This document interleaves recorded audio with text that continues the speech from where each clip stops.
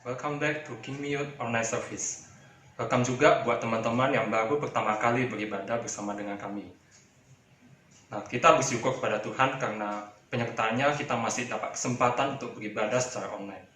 Sebelum kita memulai ibadahnya, mari kita sama-sama berdoa.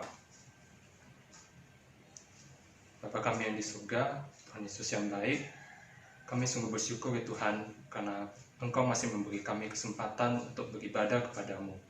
Meskipun kami harus beribadah secara online. Tuhan, sebentar lagi kami akan memulai ibadah ini. Kami akan memuji-muji Engkau, meninggikan Engkau, dan bahkan kami akan mendengarkan sebagian dari isi hati-Mu, Tuhan. Tuhan, kiranya Engkau pimpin ibadah ini dari awal sampai akhir, agar berjalan dengan baik dan lancar. Terima kasih Tuhan, kami serahkan semuanya ke dalam tangan pengasihan-Mu. Dalam nama anak-Mu Yesus Kristus, Juru Selamat kami yang hidup. Amin.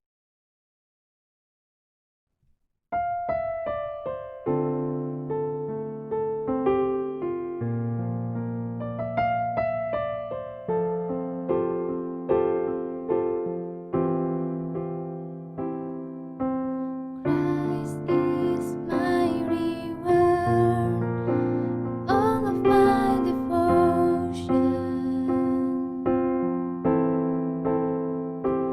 Now there's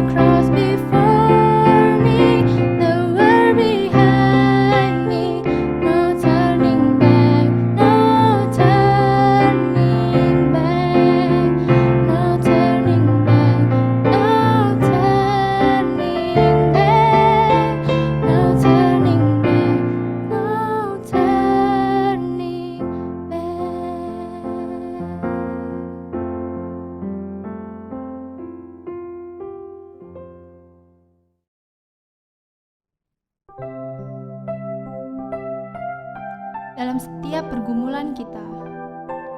Masalah yang kita hadapi, kita tidak berjalan sendirian. Kita punya Bapa kita, yang selalu ada bagi kita, sebab Ia Bapa kita, Bapa yang kekal.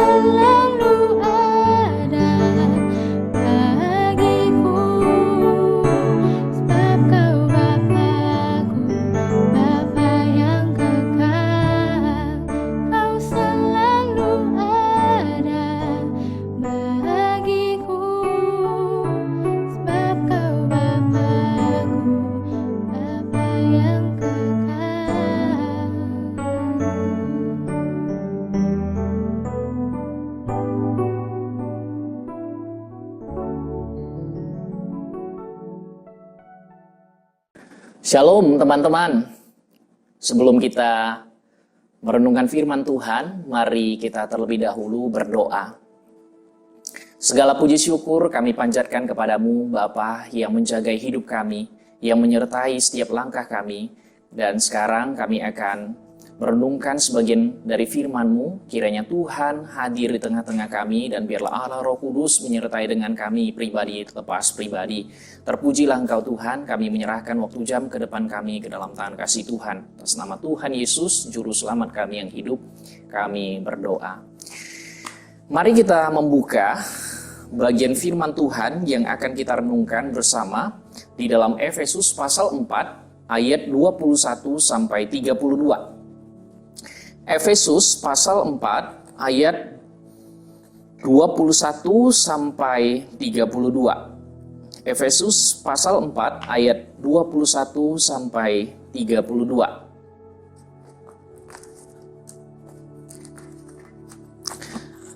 Karena kamu telah mendengar tentang Dia dan menerima pengajaran di dalam Dia menurut kebenaran yang nyata dalam Yesus, yaitu bahwa kamu berhubung dengan kehidupan kamu yang dahulu harus menanggalkan manusia lama yang menemui kebinasaannya oleh nafsunya yang menyesatkan, supaya kamu dibaharui di dalam roh dan pikiranmu dan mengenakan manusia baru yang telah diciptakan menurut kehendak Allah di dalam kebenaran dan kekudusan yang sesungguhnya. Karena itu buanglah dusta dan berkatalah benar seorang kepada yang lain, karena kita adalah sesama anggota. Apabila kamu menjadi marah, janganlah kamu berbuat dosa. Janganlah matahari terbenam sebelum padam amarahmu, dan janganlah beri kesempatan kepada iblis. Orang yang mencuri, janganlah ia mencuri lagi, tetapi baiklah ia bekerja keras dan melakukan pekerjaan yang baik dengan tangannya sendiri, supaya ia dapat membagikan sesuatu kepada orang yang berkekurangan. Janganlah ada perkataan kotor keluar dari mulutmu, tetapi pakailah perkataan yang baik untuk membangun di mana perlu, supaya mereka yang mendengarnya beroleh kasih karunia. Dan janganlah kamu mendukakan Roh Kudus Allah yang telah memateraikan kamu menjelang hari penyelamatan. Segala kepahitan, kegeraman, kemarahan, pertikaian, dan fitnah hendaklah dibuang dari antara kamu. Demikian pula segala kejahatan. Tetapi hendaklah kamu ramah seorang terhadap yang lain, penuh kasih mesra dan saling mengampuni, sebagaimana Allah di dalam Kristus telah mengampuni kamu. Tema perenungan kita pada malam hari ini adalah The New Life atau kehidupan yang baru. Teman-teman yang diberkati Tuhan, ada satu kalimat yang sangat menarik setelah PSBB di beberapa kota di negeri kita. Kalimat itu berkata demikian: normal yang baru harus memperhatikan protokol kebersihan. Artinya apa, teman-teman? Artinya normal yang baru itu harus selalu pakai masker, mencuci tangan, dan menjaga jarak aman. Semua yang kita lakukan, semuanya jadi ada aturan-aturannya. Teman-teman, Paulus mengingatkan berulang kali untuk tidak. Ini, yang tadi kita sudah bacakan. Teman-teman, kita sebagai anak-anak Tuhan yang sudah ditebus oleh Kristus, kita itu harus hidup dengan aturan-aturan agar hidup kita harus lebih baik dan taat. Teman-teman, kenapa orang yang sudah dibaharui harus lebih baik dan taat? Hari ini kita akan belajar dua hal, ya. Kenapa orang yang sudah dibaharui hidupnya itu dia harus lebih baik dan lebih taat? Oke. Nah, yang pertama itu karena kita sudah dikuduskan. Jadi teman-teman, ada seorang yang bernama Nicholas Wartelstove mengingatkan bahwa menjadi Kristen itu menjadi orang yang masuk ke dalam sukacita. Apa artinya? Artinya kita sebagai anak-anak Tuhan harus menampilkan keindahan kehidupan kekristenan sebagai satu undangan yang menarik, yang penuh dengan sukacita. Jadi kita melihat ada unsur tanggung jawab dan terus belajar. Tapi kita juga memperlihatkan undangan sehingga orang boleh melihat keindahan kekristenan. Efesus pasal 4 ayat 21 sampai 29 Yang ke-21, karena kamu telah mendengar tentang dia dan menerima pengajaran di dalam dia menurut kebenaran yang nyata dalam Yesus. Yaitu apa? Yaitu bahwa kamu berhubung dengan kehidupan kamu yang dahulu. Harus menanggalkan manusia lama yang menemui kebinasaannya oleh nafsunya yang menyesatkan. Supaya kamu dibarui di dalam roh dan pikiran. Oke, jadi setelah kita belajar menerima Tuhan sebagai juru selamat kita dikuduskan, jadi kita dibaharui di dalam roh dan pikiran kita. Dan yang 24, dan mengenakan manusia yang baru yang telah diciptakan menurut kehendak Allah di dalam kebenaran dan kekudusan yang sesungguhnya. Karena itu buanglah dusta dan berkatalah benar seorang kepada yang lain, karena kita adalah sesama anggota. Apabila kamu menjadi marah, janganlah kamu berbuat dosa. Janganlah matahari terbenam sebelum padam amarahmu. Dan janganlah beri kesempatan kepada iblis. Orang yang mencuri, janganlah ia mencuri lagi. Tetapi baiklah ia bekerja keras dan melakukan pekerjaan yang baik dengan tangannya sendiri. Supaya apa teman-teman? Supaya ia dapat membagikan sesuatu kepada orang yang berkekurangan. Jadi kalau dulu dia melakukan hal yang gak benar, sekarang itu melakukan dengan sangat benar dan bisa berbagi. Yang ke-29, janganlah ada perkataan kotor keluar dari mulutmu, tetapi pakailah perkataan yang baik untuk membangun di mana perlu supaya mereka yang mendengarkannya beroleh kasih karunia. Teman-teman, kata mendengar kalau kita perhatikan di situ itu memiliki makna belajar. Artinya kita sudah menjadi anak-anak Tuhan, berarti kita di dalam perkataan kita, di dalam perbuatan kita, bahkan di dalam emosi kita, Paulus mengingatkan itu harus lebih baik. Teman-teman yang diberkati Tuhan, ternyata Efesus ini berkaitan dengan pengudusan. Efesus ini adalah kota yang penuh dengan penyembahan-penyembahan berhala. Kalau kita baca di dalam Kisah Para Rasul 17 sampai dengan 18, itu dilihat dari satu kuil yang mereka sembah. Di dalam kuil itu ada satu dewi yang nama dewi itu adalah Dewi Artemis atau Dewi Diana. Nah, kemudian ketika Paulus datang 2 tahun lamanya, Paulus penginjilan dan orang bertobat. Pada waktu orang bertobat pun, kalau lihat penyembahan berhala di dalam Kisah Para Rasul, dicatat ada 7 orang skiwa atau dukun. Mereka pengen coba nama Yesus yang berkuasa. Dalam nama Yesus keluar setan-setan.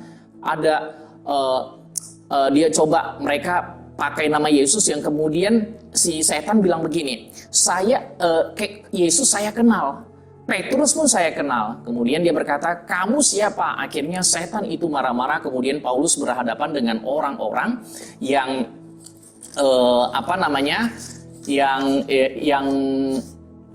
yang ada di sana. Dan kemudian orang-orang di Efesus ini dulunya itu dia melacur, dianggap kudus, yaitu sihir untuk berbuat baik, kata-kata yang kasar dianggap bagus dan benar. Makanya Paulus bilang, gaya orang yang sudah diciptakan baru itu berbeda. Itu di ayatnya yang ke-21 dan ayat yang ke-22. Teman-teman, di dalam Roma menuliskan juga begini, di dalam Roma 12 ayat 2. Juga dia bilang, karena itu, ayat sebelumnya ya, demikianlah aku menasehati kamu, karena kamu telah ditebus, jangan jadi serupa dengan dunia, tetapi berubahlah oleh pembaharuan budi. Teman-teman yang dikasihi Tuhan, kata berubah itu adalah berarti pembenaran terjadi ketika seseorang yang tidak benar, tetapi bertobat karena nggak benar. Nah, kita orang Kristen, anak Tuhan, pengikut Kristus, menyadari dulu kita sesat, melihat kasih Tuhan, kita kagum dengan anugerah Tuhan yang melimpah dan mengakui Tuhan sebagai juru selamat.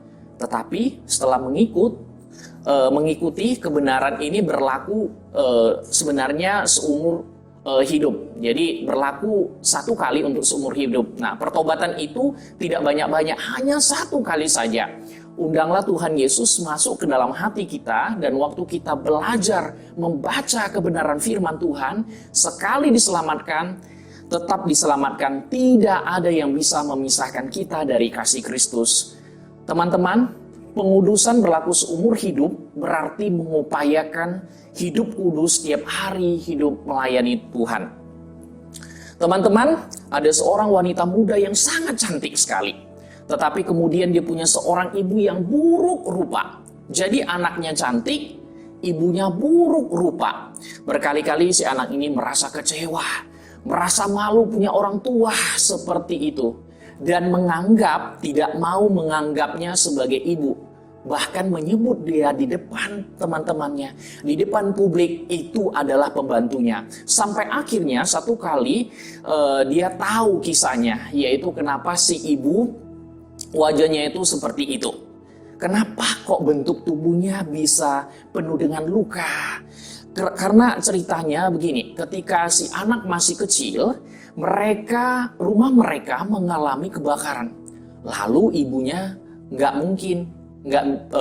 tolong si anak, tapi si ibunya tetap saja masuk, mengambil anaknya, melindungi anaknya, sampai dibawa keluar. Tapi dengan resiko yang sangat luar biasa. Anaknya memang selamat, tapi si ibunya yang banyak luka bakar. Tapi ibunya menanggung segala luka bakar tersebut. Sejak anak itu tahu pengorbanan si ibu, ketika biasanya dulu pergi jalan-jalan seperti ke mall bersama, selalu perginya sendiri-sendiri, ya, nggak pernah sama-sama, oke? Nah, karena si anak merasa malu kalau berjalan dengan mamanya, terus dia sering ngoceh ya sama mamanya, jalan sana kamu lambat, ya, kamu sana pincang. Jadi dia kasih hal-hal yang sangat menyakitkan. Kata-katanya itu sangat kasar, ya. Kadang dia katakan sudah buruk rupa, ya. Sudah itu dia katakan kamu ini merepotin saja. Mamanya hanya bilang satu kata, maaf, mama minta maaf, mama minta maaf. Nah, satu waktu setelah dia mengetahui kisahnya, kenapa mamanya bisa seperti itu, ketika mamanya bilang maaf, dia langsung menangis. Dia langsung peluk mamanya. Ketika mamanya berkata, karena sampai begitu, ya si anak juga merasakan satu hal yang, aku mau berjalan lebih lambat sedikit, Ma. Berjalan menggandeng kamu lebih lambat. Masakan itu menyiksa aku. Padahal engkau bersedia, engkau bisa menjadi lambat, engkau bisa menjadi buruk rupa. Ini karena apa? Karena menanggung semua dosa-dosaku. Teman-teman, orang yang sudah dikuduskan, dia mengerti panggilan ilahi yang indah, dan di situ kita akan merasakan sukacita yang sangat besar. Teman-teman, kenapa orang yang sudah dibaharui harus lebih baik dan taat? Ini yang kedua, karena kita ada Roh Kudus. Di ayat 30 sampai 32 dicatat. Saya mengambil satu kutipan yang sangat bagus, bunyinya seperti ini. Yang namanya anak Tuhan akan selalu belajar firman Tuhan. Karena sekarang hidupnya ingin memuliakan Tuhan. Artinya apa? Ketika kita menjadi anak-anak Tuhan, kita sudah berubah di dalam perkataan, tingkah laku, dan emosi, dan selalu mengingatkan akan Tuhan di dalam hidup. Semua yang dilakukan harus berkenan kepada Tuhan. Kita kembali lihat di dalam konteks Efesus pasal 4 ayat 30 sampai 32. Dan janganlah kamu mendukakan Roh Kudus Allah yang telah memateraikan kamu menjelang hari penyelamatan. Segala kepahitan, kegeraman, kemarahan, pertikaian, dan fitnah hendaklah dibuang dari antara kamu. Demikian pula segala kejahatan, tetapi hendaklah kamu ramah seorang terhadap yang lain, penuh kasih mesra dan saling mengampuni, sebagaimana Allah di dalam Kristus telah mengampuni kamu.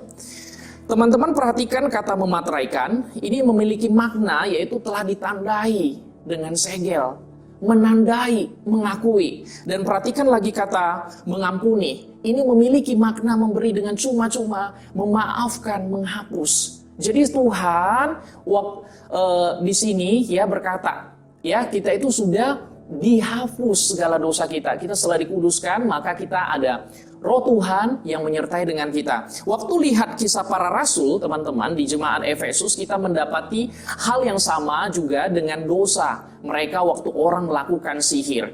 Tujuannya supaya nipu orang, katanya dusta, kata-katanya itu juga kotor, bahkan menghujat Tuhan. Orang-orang itu kemudian bertobat menjadi Kristen. Itu berkaitan dengan kata-kata kotor yang menghina Tuhan, bahkan tetapi juga melakukan penipuan dengan cara mudah, melakukan sihir. Nah, Paulus menyoroti ini, teman-teman yang dikasih Tuhan. kita itu di dalam berkata-kata jangan jadi batu sandungan, yaitu berkaitan dengan kata yang kotor. Kenapa Paulus menyoroti kata-kata kotor ini? Rasul Paulus ingin mengingatkan, dan kalau kita lihat bagian sebelumnya, bagian setelahnya masalah perkataan itu, Paulus sering sekali bilang kenapa. Karena secara psikologi ternyata kekecewaan, kepahitan yang ada di dalam dirinya itu kadangkala ujung dari kata yang diulang-ulang maknanya. Makanya Paulus bilang di ayat 32, hendaklah kamu ramah satu dengan yang lain.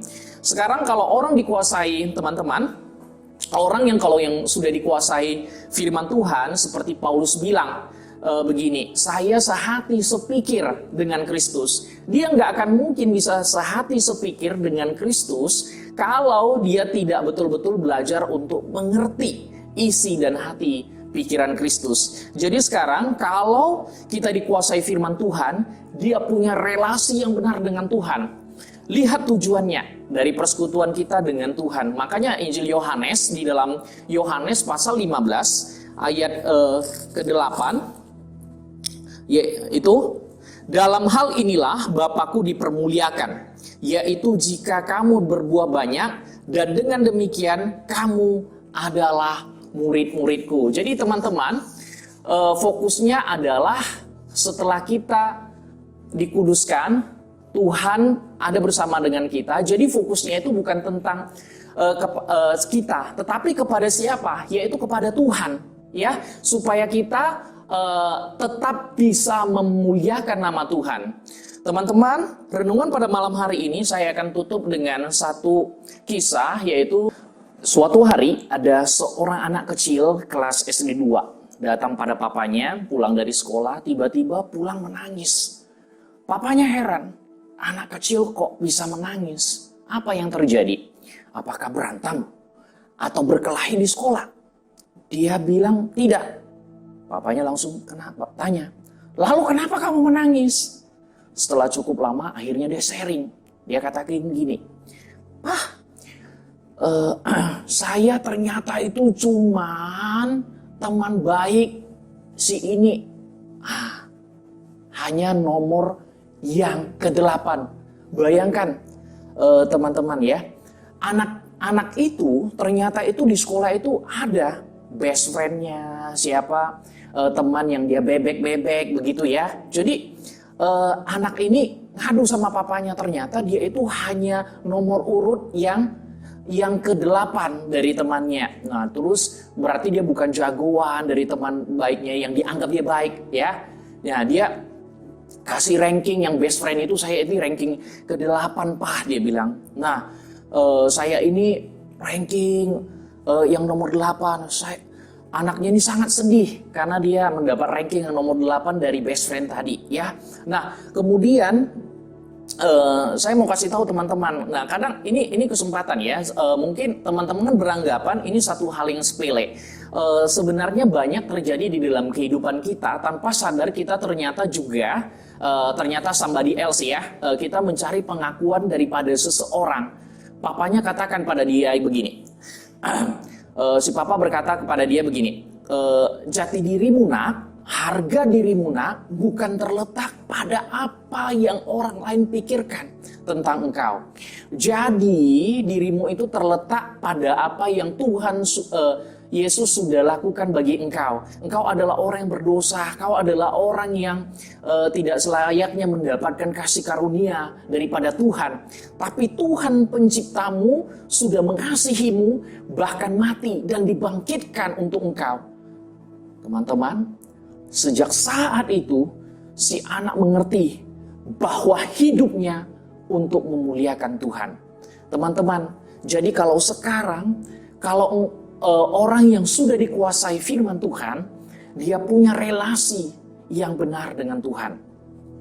Teman-teman, hidup orang-orang yang lahir baru atau the new life itu terus berjuang untuk kata-kata, untuk perbuatan, pengudusan seumur hidup, berjuang untuk menguasai perkataan, perbuatan, dan emosi, dan juga harta yang Tuhan sudah percayakan kepada kita untuk bisa lebih berfaedah.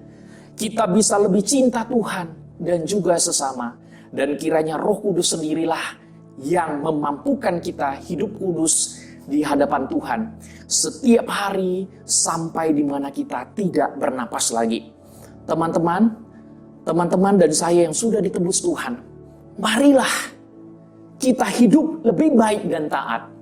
Kiranya Tuhan menolong kita untuk dewasa di dalam Tuhan, berjuang di dalam pengudusan hidup mulai dari sekarang sampai seterusnya dalam Tuhan, sehingga kita terus serupa dengan Tuhan Yesus Kristus. Amin. Mari kita berdoa. Ya Tuhan, kami berterima kasih pada saat-saat seperti ini. Tuhan terus menguatkan kami. Biarlah Tuhan di dalam setiap perbuatan kami, di dalam setiap emosi kami, di dalam kasih kami, semuanya Tuhan kami mau pakai untuk kemuliaan nama Tuhan.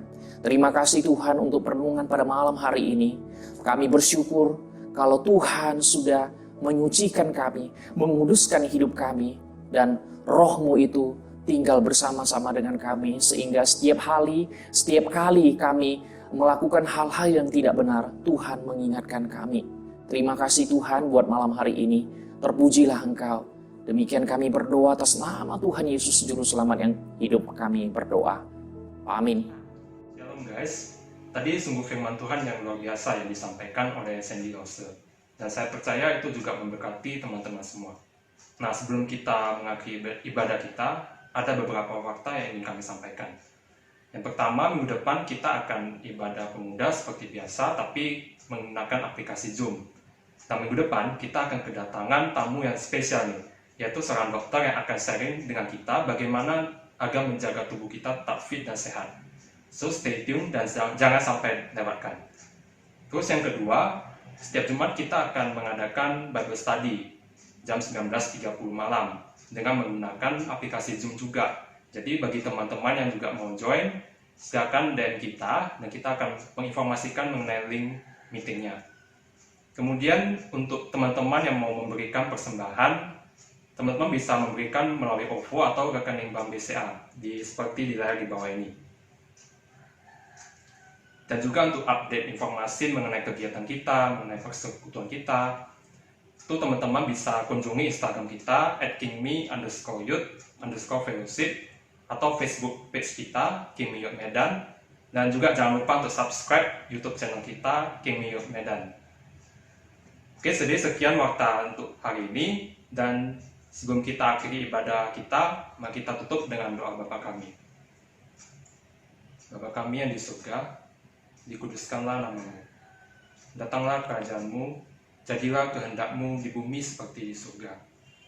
Berikanlah kami pada hari ini makanan kami yang secukupnya, dan ampunilah kami akan kesalahan kami, seperti kami juga mengampuni orang yang bersalah kepada kami. Dan janganlah membawa kami ke dalam pencobaan, tapi lepaskanlah kami daripada yang jahat. Karena Engkaulah yang punya kerajaan dan kuasa dan kemuliaan sampai selama-lamanya. Amin. Okay, God bless you guys. See you next week.